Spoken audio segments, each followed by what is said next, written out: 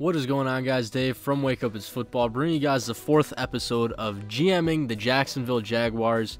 I'm, currently free agency is right around the corner. We're going to start, a couple of bids on some of the guys that teams are going to try and re-sign before we do full-blown free agency. But I've made a couple more trades, so I'm going to fill you guys in on it. So here's my offense.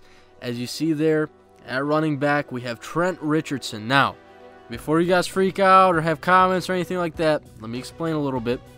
I'm trying to keep some of these scenarios realistic, but in this GML, it's almost like fantasy football-like, where some of these trades are outrageous and crazy. I'm trying to keep some of these trades a little bit more realistic, even though the Colts just traded a first-round pick for Trent. So obviously, the probability of this actually happening would be 99% that it wouldn't. But let's just roll with the punches here. All right, I acquired Trent Richardson.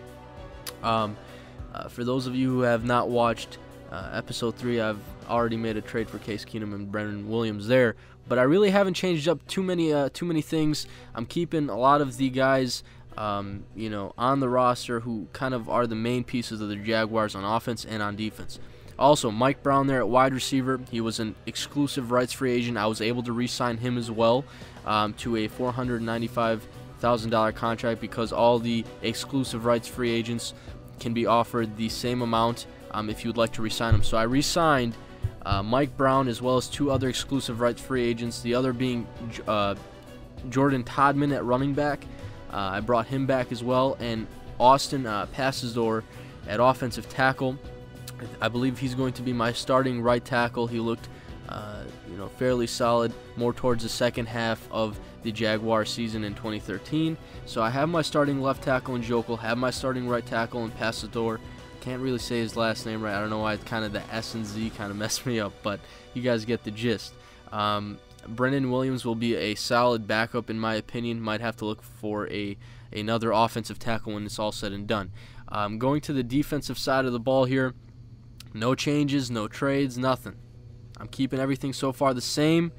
All those guys there are guys who are currently on the roster, except obviously I've made cuts in episode 3 for you guys who have seen that episode. Some of the guys who just aren't really big contributors or anything like that.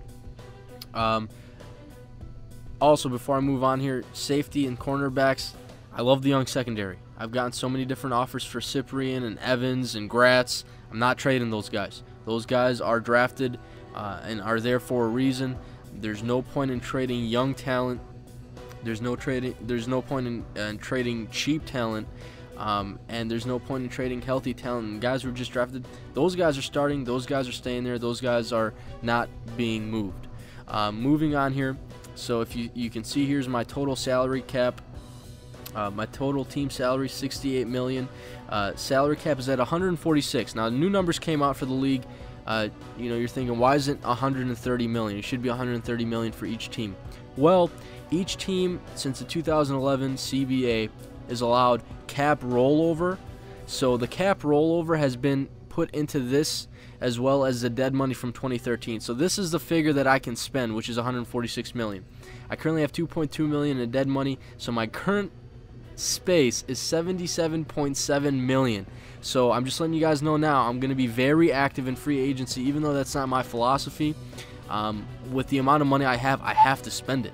There's no other point. You have to spend a certain amount. I have to spend this money, so I'm going to have to be very active in free agency, throwing out a lot of money at players. So I'm letting you guys know that right now.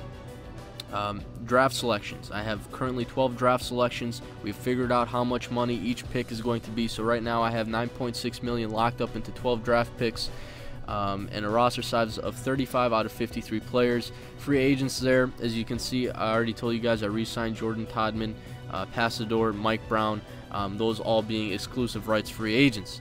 Moving on, here's the trades.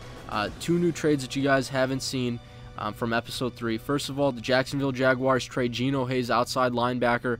The Tampa Bay Buccaneers trade a 7th-round draft selection. From some of the stats, some of the things I've seen, I know Geno Hayes contributed to that Jacksonville Jaguars defense, but at the same time, from what I was able to see and gather, he just didn't really do too well. So, I was going to get rid of him. I think I'm going to bring in somebody else at outside linebacker, whether it be free agency or the draft. I'm not sure, but probably leaning more towards the draft there.